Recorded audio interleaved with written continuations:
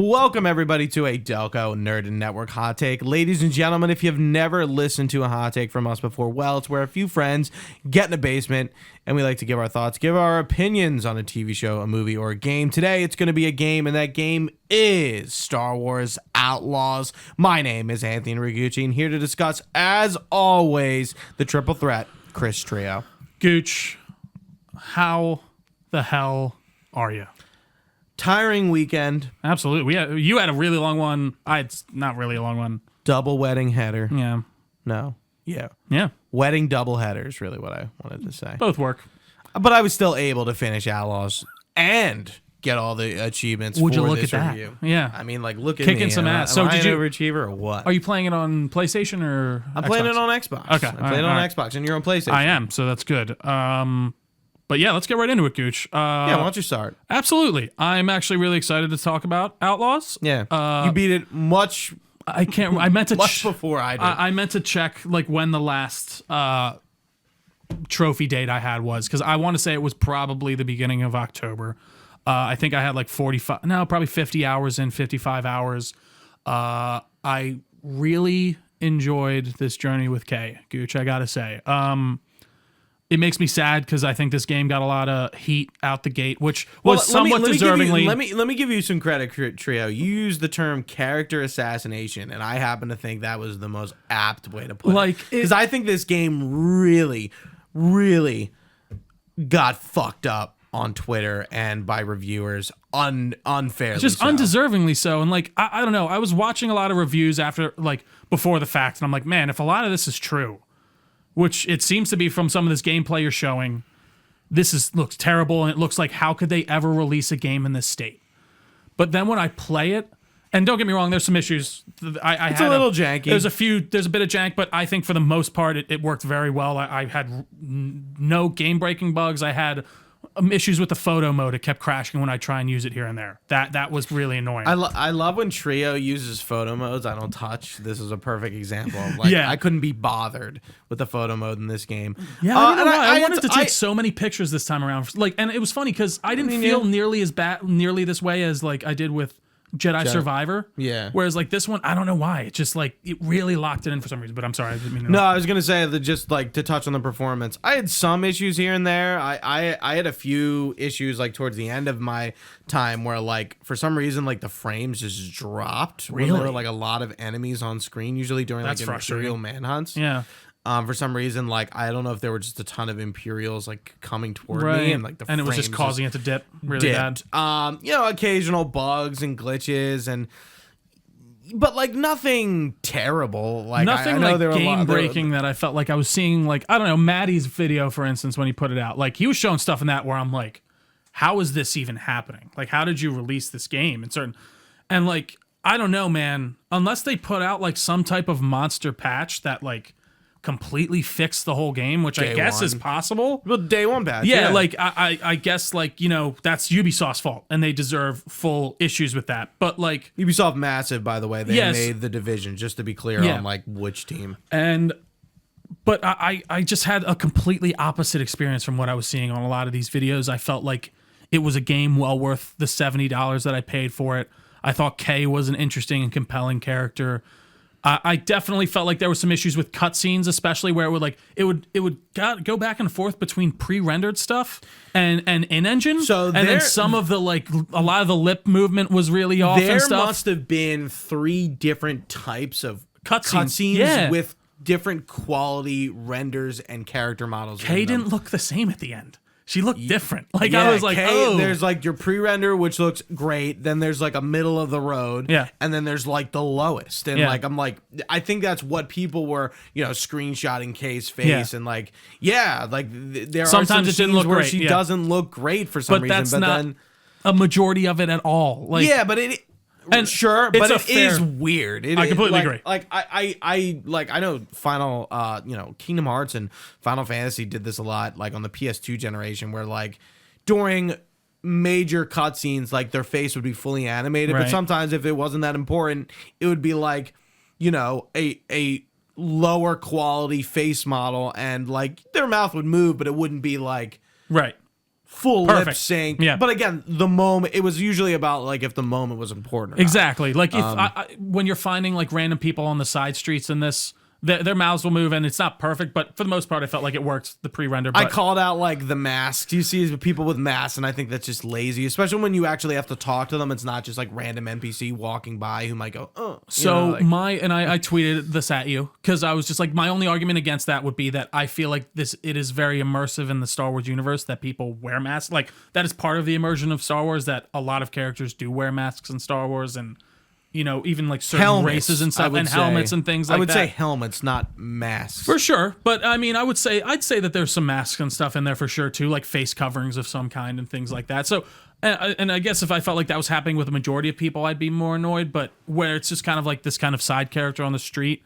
I don't know. It didn't bug me that hard. But I still think it's a very valid critique. Let's go back to your main thoughts, because I think we tangented. So I just felt like this game was treated severely unfairly, if I'm going to be honest, in many different ways, and in ways that just, I hate to say it, but felt like people were like outright lying almost, and like they didn't even play the game, because the main kind of crux of the thing that I felt like I was seeing across a lot of reviewers and the Twitter space and whatever was like, this is just the same old Ubisoft formulaic schlock that they poop out every year. You got this, that, and the other. You're doing the same missions, this. And I'm like, I don't think you played this game, because that's not at all what's happening here. Like, there are no sync towers to check the map. There's no fucking question marks all over the map that you have to go check off one by one. There's no markers there are those, but they're not. Sorry. They're not at all. Like, the way they do it is different, and I actually kind of like it. So when you open up the full map, unless you go around, and unless you like fully discover it, it doesn't show up on your map. But if you pull up your map, it's completely empty. You don't have any question marks. But as you approach that on your speeder or whatever, it pops up in your compass, and you can go over to it. Right, you can go explore it. There might be a treasure. There's some goodies or loot, but like nothing necessary. No, and some of those... It's up to your discretion how often you want to explore. And some of those areas are they just have a seat for you to like enjoy the scenery, which I really fucking loved. Especially like Gooch, I said this in the review. If you told me a year ago, or on Discord, I should say, if you told me a year ago that they would get me interested in Tatooine at all again in the Star Wars universe, I would have laughed in your face. And I fucking loved exploring Tatooine in this. It felt like I really did get to experience it in a way that I have not yet been able to. Not even through like The Mandalorian or any of these shows. Being able to walk from the cantina from Mos Eisley, within Mos Eisley, from the cantina to the docking bay, and how the whole city interconnects. That was very cool. It was awesome, and I got so many cool shots of Nix and just the stormtroopers patrolling and all that stuff. But I'm trying to think, what else does this game do that Ubisoft doesn't do? I think it's really just majorly kind of comes down to the exploration and even how you find missions. Like, there's no quest markers on people's heads. You walk into like the cantina and there's a guy sitting there and he has like an interact thing over his head, and you're like, and it says talk. Yeah, I think the way you acquire intel and missions is really interesting. Because it all feels so optional and feels quite immersive, and organic. Like, okay, I got all the achievements. You don't have to do all those side stuff. Like, I left a lot of quests undone in my thing, and I might never do. Right. I don't know if I'll go back for the DLC. I definitely want to talk about that at the end. But yeah, there's intel, there's contracts, there's of course your main Weapon missions, upgrades. your Jet Cordo legacy missions, the vault stuff. A lot of the stuff is little random things, and I think like add a lot of flavor and detail. They're not to the just world. there to kind of check off. At least it doesn't feel like that. Yeah, it really doesn't feel like that. Can I? Please. Yeah, I'm sorry. I could ramble on. No, it's okay. So when I first started this game, I noticed something, and I addressed it in Discord, and the big thing was like, for this game, Star Wars is set dressing, and I'm like, is that good or bad? I think by the end of the game, I've come to the conclusion that that's a good thing. This is more Andor, not Mandalorian. You said it well too, that like Jedi Survivor and Jedi Fallen Order are your Star Wars porn games. Like, you get the lightsaber, you get to use the Force, you get to look the part. Like, it's really like your stereotypical Star Wars experience. Where this, like Andor, the show on Disney Plus, is very subdued and uses Star Wars as its background, but like that's it. I don't like the member berries of there's Boba Fett, there's Lando, there's Han in the Carbonite, there's Jabba and Bib and that monkey thing, whatever his name is. Right. Like I understand Jabba, that kind of makes sense, and I don't think I'd bring this up if it was just Jabba and Bib, but we get a shot of there's Boba Fett, plotting it in Jabba's palace. Well, and I guess maybe Han too, but like the Lando inclusion, I'm like, can we not, please? Yeah, I guess. It didn't feel as. I felt like it was actually rather restrained for how much I kind of expected them to do it, especially within this time period. Like, I don't know, Lando showing up in a place where he makes sense. He's in the Sabacc tournaments and stuff like that, and then. They're going to be doing a DLC with him too, and I kind of actually expected Boba Fett to play like a major role when we would see him. I actually will give them a bit of credit for just keeping it to me seeing him in a side room at Boba or at Jabba's palace, and we don't talk about him again.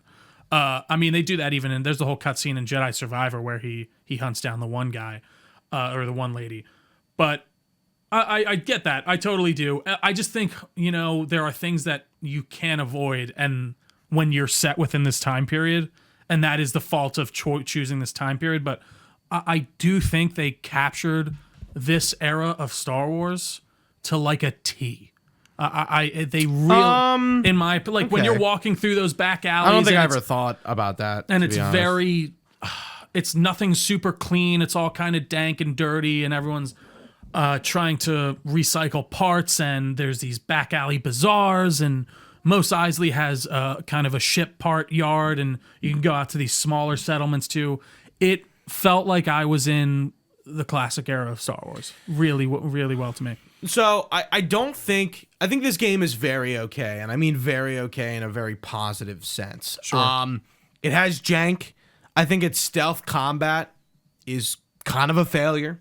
I don't think this game excels with its stealth. It's very stealth coded. It wants you to be stealthy, but at the end of the day, man, I feel like it's really hard to actually do that effectively. Really? Because all I did was stealth. I found it to be super well done. I don't mean to like really doubt you. I find that hard to believe. Gooch, I will show. I took videos. I took out the whole compound. I never got caught. I think the stealth I don't believe works. that, man. Okay, I mean, I there's did. no way. All right, and it's not because I don't think you're good enough. But were you I think caught, the game is too janky to actually let you get through camps without being noticed. I had no issues. I don't mean missions. I mean like some of those faction camps that are just sprawling. But like, were you getting caught like when you feel like you shouldn't have? Like, were you getting seen through walls?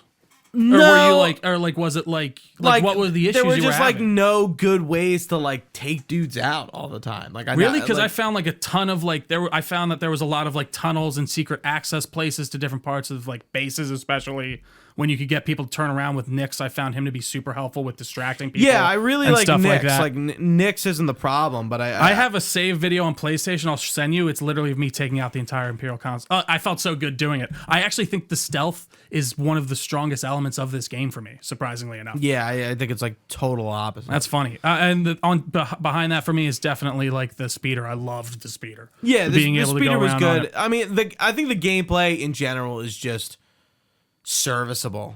Not like honestly, I would compare it almost to Alan Wake 2. Like, it's there because it needs to be, but like it just doesn't have any substance or style necessarily. I don't know, Gooch. Yeah, I really did not feel that way. I like the blaster. I like how there's like these different components firing and stuff, modes, and you can upgrade it.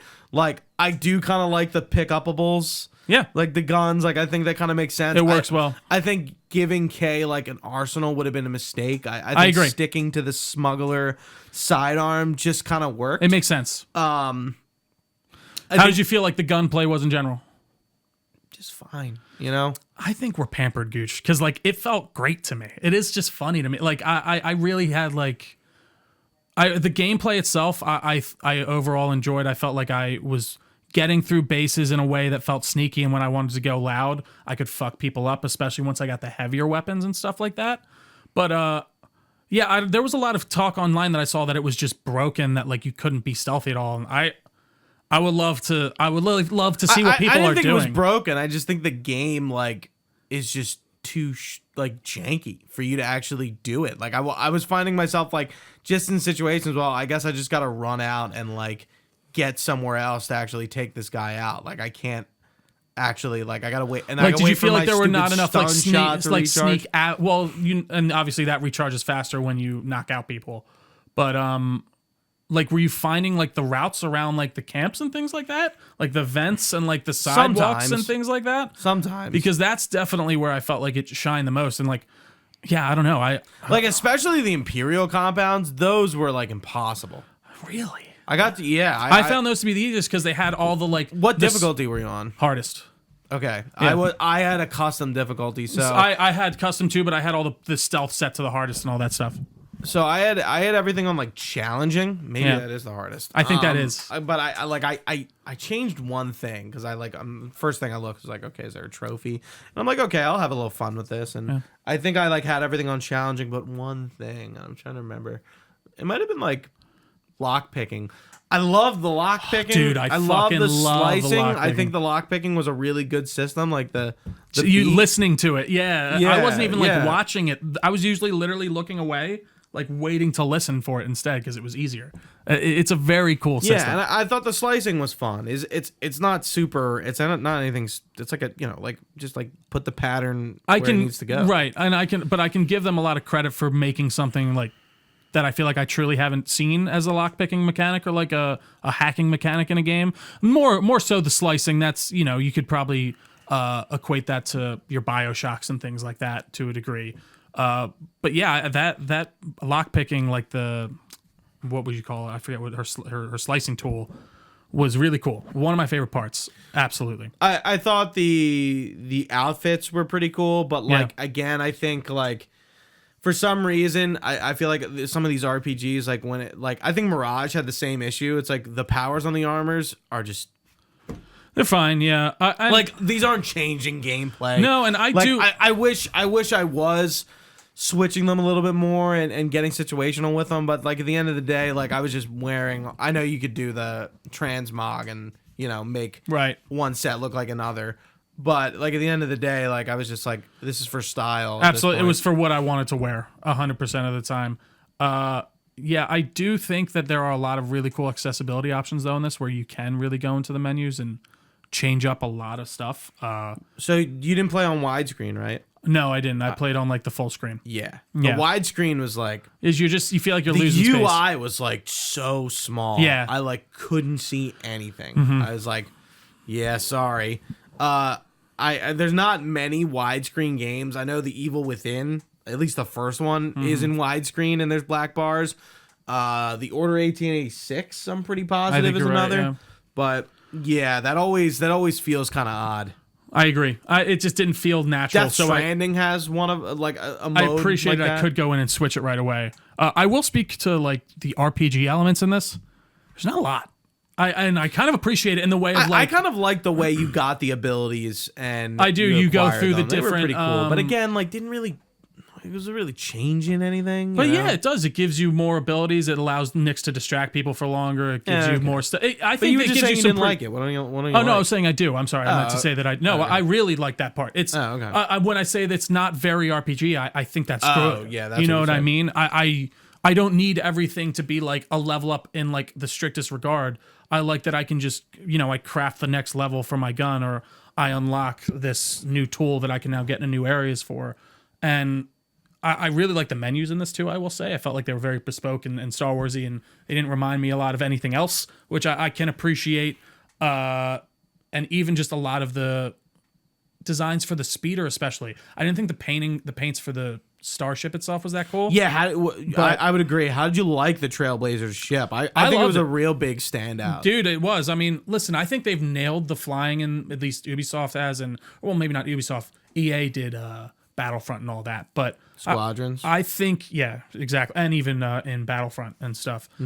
But it is so cool. Whether or not it's it's really a loading screen, which it is, but a lot of places a lot of games hide loading Did it screens. better than Starfield. It's that's the way I think. Honestly, if you made it work like that in Starfield, a lot of people would like that game like 50% better. Yeah. But yeah, it's really cool that I can get in my ship on Tatooine. I take off, and whether or not it's hiding a loading screen, it feels seamless. It takes me into the fucking outer space. And some of the planets have more to explore in their outer space, like Tatooine doesn't. I mean, the only one that doesn't is is Kajimi, and it's just a city. Well, no. Oh, right. I'm sorry. I mean, like the space area. Yeah. Whereas, like, Tatooine is the only one there's literally nothing. And that's because I feel like it's the largest place that you can explore for sure. I know. I actually disagree. I think it's because Tatooine is in the lore so much that they know what's around it. That's fair, but I do think there's so many opportunities where like, well, they know things what isn't in it, right? Is not, but in I think its you could make atmosphere. like random like I don't know. I don't think that's necessarily stopping them personally, because when you look at like what leads me to believe that is Kajimi, you only have the city in that, but that seems to be the largest space region. Yeah, so like they're kind of balancing nebula, it. yeah. Like so you don't have all this kind of land to explore. All right, this big nebula is going to be a kind of more exploratory place, whereas you have Tatooine that has this really large land area that you can explore, but not much in the way of space. Yeah, you know what? I actually didn't even think of it like that. That's a good point. But not that you're in space that much, and if you're not doing contracts, you don't have to fly around and look for loot. No. Like again, like this is most of this, all this shit is really you're not going to optional, get to a which point in the game. Yeah, I think is okay because I think like this is the second year I've played a Ubisoft game, a new Ubisoft game. Last year with Mirage, this year with Outlaws. And I think Mirage, like, going back to what it was doing with its open world, I was just like, no. It's absolutely cookie cutter Ubisoft. No. Yeah, 100%. Outlaws does it right. And, like, leaving a lot of it to be optional. It's like, I don't know. I would imagine maybe the loot is random, like, in terms of, like, like, you get this speeder skin from here, and you get, one of those trinkets, which, again, I think is kind of useless RPG mechanics. Well, it's, again, to deck your guy out however you want. Flavor, yeah. but exactly. Customization. What was it really doing? Right. Yeah, like, finding all that stuff, like, at first I was kind of, like, going to every question mark, but, like, quickly stop doing that. Yeah, you don't have to. Yeah, which I was is just like, really this is cool. unnecessary. It's a bit liberating, honestly, like, in a lot of ways. Yeah, like the first Imperial camp, I remember finding everything, and I was like, that's the last time I'm doing that. Like, there's no point. If I run into the chest and I see it, I'll get it, but I'm not scouring this camp to fucking find it. Yeah, I was like fucking Solid Snake in those places, Gooch. Yeah. I was just fucking crawling. The vents help a lot. The like smoky vents, and then also there's a lot of tunnels in those places, like things that you can go in.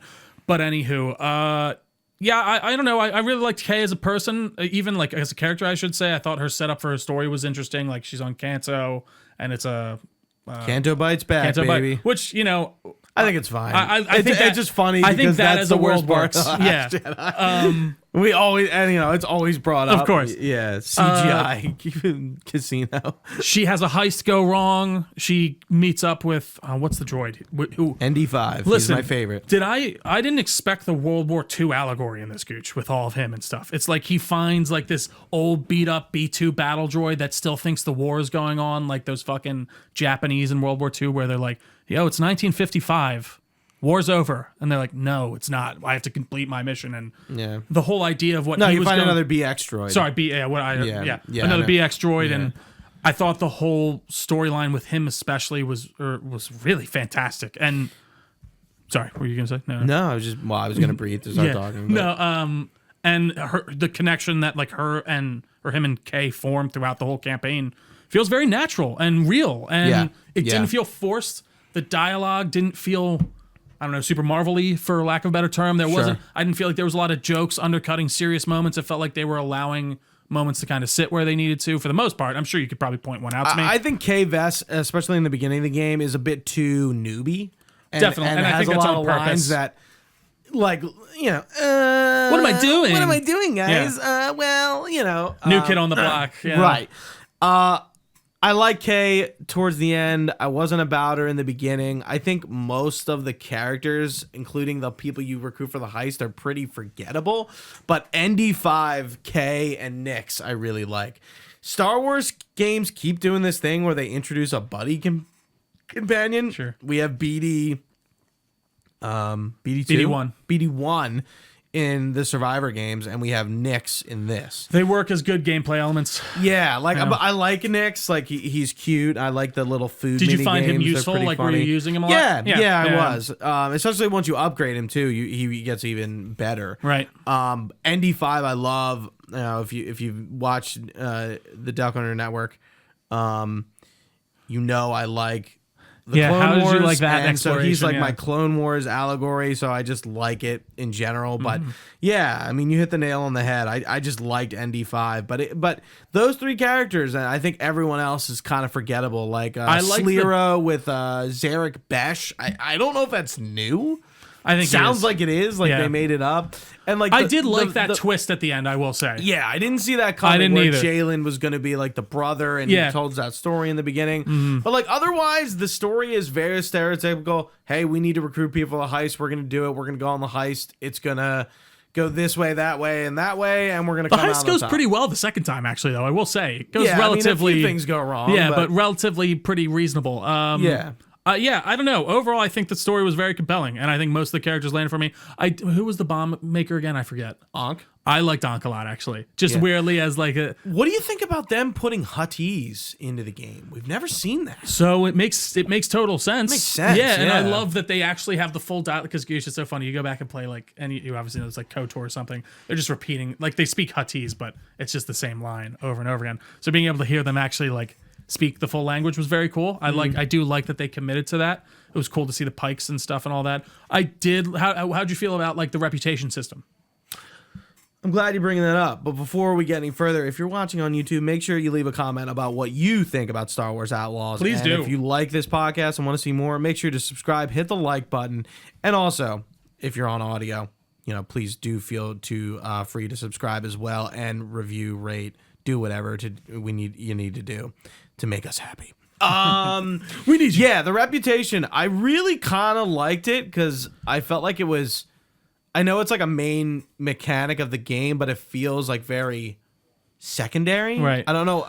So it matters at the end of the game who comes to help you, or does it? Like I didn't know if it actually did like matter completely I was in the going to ask campaign. you who came. It was Crimson Dawn. Yeah, I don't think so. It was Crimson Dawn for me. Yeah, I thought. See, I was curious if that does affect. So when I first started the game, I was set on okay. I'm gonna side with the Pikes because I feel like they're on Tushara. They seem like the way to go. I didn't want to do Crimson Dawn because I didn't like Solo. Yeah. That was my reasoning. And by the way, it sucks we couldn't get Amelia Clark back to reprise her role, even though they got a very looks like her and the voice. Well, the is voice very mod- I similar. mean, yeah, but the voice- that would have been cool. the face you can just do right. It would have been a lot of money for probably a very quick role. Yeah. I mean, I don't know. Amelia, you think Amelia Clark costs a lot? I actually don't know. I wouldn't know. I wouldn't either. Yep.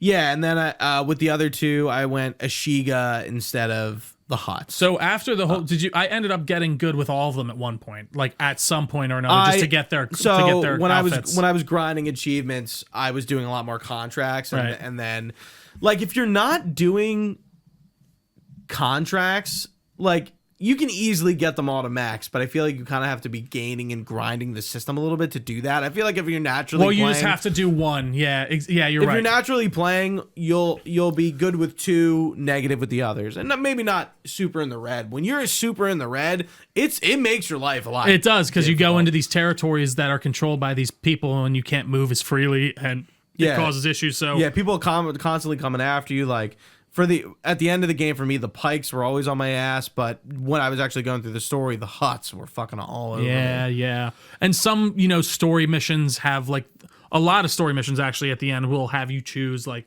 one to side with or one to not. That will either hurt your reputation or help it with one of the syndicates. So I think that's very cool. But I don't know. I think a lot of these systems work very well. I think the syndicate outfits are really cool, like what you get for being excellent max. But yeah, I like the system. It's not like too intrusive. No, it's not. Like, it's not overwhelming.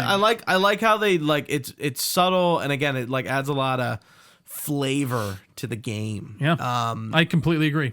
But yeah, like it doesn't really matter what you do. Yeah, I do. If that's my one critique, I do wish it kind of mattered more near the end. Like, maybe we both were good with Crimson Dawn. And I they definitely did show was. up, and I think I definitely was too. Okay. So, But we like, have to double check that. I was don't like, know. you know, like the Ashiga clan is really hard to be negative with. Yeah, because you don't have a lot of things going. Unless you're like killing their ships. Yeah. And like fighting them on Kajimi. Like, yeah, that was like the one faction I never went in the red with. Yeah, me neither. I don't think so. Also, that's from Rise of Skywalker. Yeah, Kajimi. that one character with the mask. And Kajimi too. Yeah. Uh, What did you think about the planets? I mean, I thought they were varied enough. I was kind of skeptical on Tatooine because member berries, but you know, and I think it ended up being okay. Tashara's I cool. think Tashara was beautiful. I really enjoyed Tashara. But yeah, I think And Tatooine Akiva. was my favorite for sure. Akiva was interesting for sure. Are those two? Are Tashara, Akiva? Are those two new? I believe they are. Okay. Yeah, I don't think we've seen them before. And I appreciate that they gave us Akiva, and it's like, you know, it's kind of your Kashyyyk, but it's not Kashyyyk. At least we're going to a new You know, era. I never really thought of it as Kashyyyk, but I But you hear know, you. like, yeah, in the way of Yeah. like we're getting the foresty kind of a planet. But I really liked Akiva, actually. I thought it was a very cool design. Yeah, a lot of eye candy in this game, especially when it comes to the design of a lot of the cantinas. It's just so cool. It's Yeah. been a while since I just kind of walked around in a game like this, if I'm honest. The cities do feel Alive. Yeah, like they do feel like they have people in them, and that they have culture. They're and, bustling. and bazaars Yeah. and tradings going on, And even when you go- and crime, you know, And they do feel like that. Even when you go out to like that one little place on Tashara, it's like the little settlement. Yes, that- it's something. S, It just yeah. feels like this kind of Jauntus Hope. yeah. It feels like this just kind of old west like little town where you got like your one Yeah, cantina. I mean that place and- when you first land on Tatooine. yeah, exactly, dude. I'm telling you, man, the vibes are immaculate in this game. I really do think that's like the biggest part for me. I'm sad to hear that the gameplay didn't land as much for you. But that being said, Yeah. it is fun. But I don't think any of these like the systems are like I'm singing its praises. And I think because of its very okayness and it just being fun, I think Outlaws might just eventually fall out of the brains of gamers. It sucks. after, Yeah, and after a year or so. I think if Like, this game was, I yeah. don't think it's going to be a game of the year contender at all. Not obviously not For a game sure, of the year, sure. but not even a game award winner. And that's you know? sad to me because honestly, Maybe. so far it's my game of the year. Like maybe action adventure. Maybe, yeah. I would consider voting for it, but again, I'm not. We're getting close to that season. Right. I'm kind of blanking on like everything this year, but like I don't know. knows? I think for a first outing on this series, Massive did a fantastic job, and I But would easily allow them to did take not it. sell well. And that's the sad part. And I think that comes and- from a lot. Like, dude, every single fucking video I saw from all the major guys was just like, "Don't buy Star Wars Outlaws. It's awful." And I'm like, I guess if that was your experience and you played it, I can't really blame you for saying that. But I think if this game was given a fair shake, it would have sold much better. And in a market where people listen, I said this before too in a different time. I think this game is at the perfect cross section of haterade when you have Ubisoft and Star Wars, which fair enough, people aren't too hot on for many reasons right now. And it just feels like an easy thing, like we were talking about with Joker, to kick while it's down. And I really do fully feel that way. Ubisoft is in the worst place they have ever been. You know, there's talks about them being bought out, and being public. Which again, I just don't think Shadows controversy and its delay. If Shadows is not received well, I think Ubisoft's days are officially numbered. Can I say though, I don't think people do want different and new games. Because this, like stuff like Prince of Persia and this, when they do try different stuff and try to actually mix up the formula, and Yeah, and maybe the Prince of Persia unfortunate- team got got dissolved. and that game everyone loves and said it was very good. And what was it called? Sands of Time, I think. No. Prince of Persia. No, we're not talking about the Sands of Time remake or Sands of Time. That was the old one, right? The new Lost Crown. That's it. Yeah, I think Lost that's it. Crown. Yeah. That didn't do very well Financially.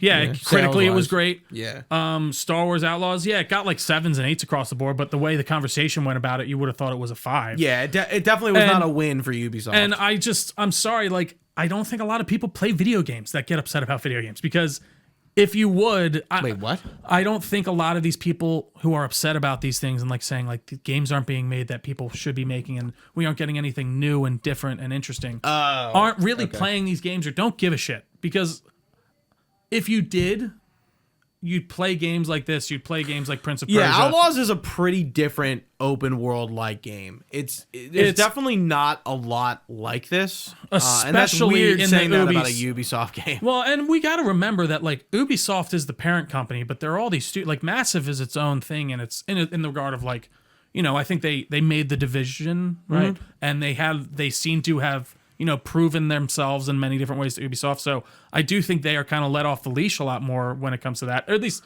I'm assuming, of course. And we get this game that really does try to take a lot of chances and do a lot of different things. And all of the people online are saying this is the same Ubisoft schlock. Okay, just say you didn't play the video game. It's fine. That's okay. Like, that's all right. Because that's just not true. And I said this jokingly before. This is a bit of a side point. Everyone gets very upset when Ubisoft says stuff like you're not going to own your games in the future, which fair. Listen, they shouldn't be saying that, and that's an insane thing to say. But then you also can't go buy digital games because you don't own your games. When you have a digital game, you do not own that game. They can withdraw that license from you at any time. If that is truly something that matters to you, and you really feel it in your gut and that bothers the fuck out of you, go buy a physical copy of your game. Because then you do own your game. You truly do. But anyways, that's my diatribe, Gooch. One more question before we talk about the DLC. Yeah. Are you getting Shadows? I think so. I do. Yeah, I'm probably going to pick it up. I'm not like, I will say that could change. I'm not super hardcore at the moment. I think for all the crap it's getting, I do think it does look very interesting. And I think they're doing some somewhat cool stuff with the stealth from what I've seen and parkour again. But we'll see. Will you be going back to Outlaws for the DLC? One is a Sabak-based Oh, yeah, we didn't talk about Sabak, too. adventure. Oh, yeah, I love Sabak. I love Sabak, too. Yeah. I was really not expecting to enjoy it as much. I even kind of like the horse racing stuff. I know that's kind of just RNG and, like, you know, there's not much to it, but I really enjoyed a lot of those side games, and which I usually don't. To be honest. So the description of the DLC coming out, again, the season pass is $20, you know, Ubisoft. So did they get? So they got rid of the season pass for Assassin's Shadows. Creed, but they still kept it. I guess because people bought it already, so they can't. So Wild Card is coming out soon. Yeah. Kay is hired to infiltrate a high-stakes Sabak tournament, but as she crosses paths with the notorious gambler Lando Calrissian, she soon learns that another game is being played. And then the other one, I don't know if you heard Hondo Naka's name. Yeah, I've heard it before. Yeah. So the other DLC is with him. What is he? He's in like a lot of the animated stuff, right? Yes. Yeah. Which I'm really hyped for. Let me see if I can find it. I don't know why it's only giving me. Oh. The Trailblazer's reputation precedes Kay as she runs into a veteran pirate, Hondo Onaka, who is looking to settle scores with a ruthless gang of pirates. That interests me. The Lando one, not really. Are you going to get this? Are you going to play these? Probably not right away, but I think I will definitely come back to this at some point for sure. I really, really enjoyed my time with Outlaws. I'm probably honestly, we're talking about it right now. I might dip back into it when I get home a little bit just to kind of satiate it a bit. In terms of the achievements, like if you wanted to go for the platinum, they didn't seem too insane. They're not too insane. I think it'd be a good game to put a podcast on and do it. I agree. You'll have some issues with an achievement called punching up, and so I learned there are a lot of mechanics in this game that I totally just glossed over and missed. Do you know that there's flagships for each of the factions that appear? Didn't know that. Yeah. So the only reason I did know that though, it was partly the trophy because I did look that up. I was like, what is this? Capital ships. But I would see them like when I was flying in space. It would be like a hut ship or something. Yeah, they're kind of random. And then I never really fucked with the Death Troopers until I had to go for it for the I think I got that achievement. One already. Yeah. And then there's if you're in space fighting the Imperials, if you destroy one of their ships that comes in to attack you, that clears your bounty. I'm like, there are a lot of mechanics that you actually just never naturally encounter, which kind of sucks. Well, because like you're just not like I'm just like wow, I don't think I'm they do a learning through great this. job of telling you it's there because it's like I was Right. naturally encountering it, but it's like I wouldn't have Right, known. I encountered the Death Troopers, but I'm like, aren't they gonna come after me? Right, and that Why was are the they weird just- thing. why are Yeah, they they just just set sitting up there? camp and you go to the camp. I did think that was kind of a weird. Yeah, but like setup. it's weird that they never had a mission around doing that. Yeah, I agree. You know, to Yeah. introduce the mechanic and show Because you. that is usual Ubisoft. It's like, oh, we'll go see Leonardo in Assassin's Creed, and he's going to show you, oh, we need to collect feathers for this. Oh, now you got to collect feathers. That's a very good point. But speaking of achievements, I'll come back if there are achievements. I don't think I'm necessarily going to spend $20 to play these missions. Again, I really like the game. if it's $20 for both of them, and It'll they be seem on meaty, sale quick. Ubisoft stuff always goes no, on for sale sure. Well, I will relatively say fast. they like to hold their season passes, like even. Do they? Did you wait for like Valhalla? I was trying and to wait stuff? for Valhalla, and it like I think the most that went down was like $5. So they seem to kind of hold. To be down. honest, I think this is like this game just didn't need DLC. Maybe Yeah, if you sure. just release these as like free updates, like that would have been fine. I mean- but like Ubisoft needs to be less stingy. They always got DLC and season passes and you know like Exclusive content. microtransactions, like really ready to go. They do seem to be a predatory limit. I completely or agree. Amount. And it's annoying. Like it's like that is what they're known for. And I feel like that used to be EA, which is funny, but now it's kind of transferred over to Ubisoft. But what was I gonna say? Fuck. God, it's gone. I don't know. What were we just talking about? The DLC. Oh, right. I'd just be fine with DLC in general going away for most of the time. I mean, certain games, most games. that's what I'm don't. saying. It seems Like, to be it the kinda case. has. But also Ubisoft, like, I mean, there was that big shakeup recently. Like they aren't doing the season pass anymore, right? For Shadows. Yeah, they And- canceled it. And like they seem to be making a major head change. But does that mean they're canceling whatever DLC plans they have, or are they just releasing that for free? I'd need to look up the exact thing that they put out because I believe they are still doing it, and they are reevaluating how they're going to release it.